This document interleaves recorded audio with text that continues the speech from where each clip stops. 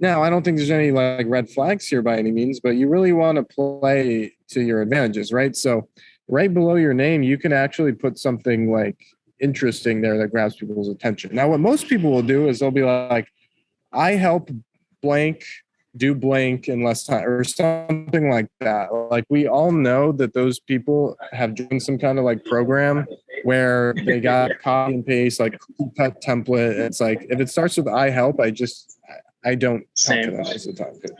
So what I like to do is if you look at mine, and I'm probably not even the best example to be honest, but it says the email paramedic. I revive dead email lists, opens and sales, guaranteed. It's like interesting. It's like, what is an email paramedic? And there's a very specific benefit there, reviving dead email lists and guaranteeing an open or an increase in opens and sales. So if I like saw that as a business owner, I'd be like, this is interesting. I've never heard that before. And that's a really like cool benefit. And then I do have a link in there as well. But the link is not like a sales letter. It's actually a link tree, which I mean, that doesn't really matter that much what you put in there. You just want something that's like social proof. So on my link tree, do you know what that is? Mm-hmm. Yep. Okay. So like one of the links is like some like positive PR. One of the links is like a case study. One of the links is like an article I wrote, things like that. They're just like smart.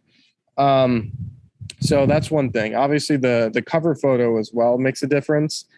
You don't really want to put a lot on the cover photo that's like super businessy or like DM me the word whatever, because then people know you're going to try to sell them something. So for mine, I just like to have a lot of social proof. As you can see, this was from an event, just like hanging out with other people. And everything else like down there, I mean, it can kind of just be authentic and transparent, whatever. Outside of that, most of my posts are just about like interesting content, like odd takes that I have, like experiences. And like that's where the posts come into play. So you optimize your profile. So if a business owner hits it, they're like, wow, this is interesting. And once that's ready, here's how you actually get those people to come to your profile.